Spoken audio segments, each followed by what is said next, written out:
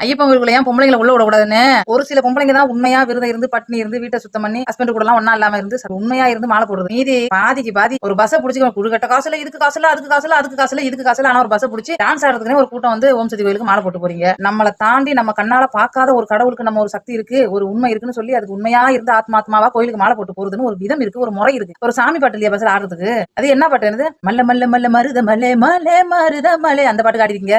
இந்த பாட்டுக்கு ஆடிருக்கீங்க. இது மூடுல இருக்கும்போது ஆடுறது. சாமி ஓம் சக்தி கோயில்ல சொன்னிச்சா நான் மூடுல இருக்கேன் நீங்க மூடுல வாங்க மாலை போட்டுட்டு ஆடிட்டு வாங்கன்னு இல்ல. கடவுளுங்கிறது வேற. அதை எப்படி மதிக்கணும் எப்படி வணங்கணும் எப்படி எந்த இடத்துல வைக்கணும் அதுக்கு நம்ம எப்படி இருக்கணும் முதல்ல தெரிஞ்சுக்கணும். என்னை பொறுத்த வரைக்கும் ஐயப்பன் கோயில பொம்பளைங்களை விடாது எவ்வளவோ நல்லது. இந்த உடவை பாதி எவ்வளவு தோண்டு கிடக்கு ஒரு ஆம்பளை கூட சேர்ந்துட்டு ஆட்டத்தை பாருங்க. இப்ப இந்த பஸ் ஆக்சிடென்ட் ஆனது எல்லாரும் அதை எடுத்து வச்சுட்டு பேசுறாங்கல்ல கடவுளுக்கு சக்தி இருக்குங்க உங்களை காப்பாத்தணும் ஒரு கேள்வி.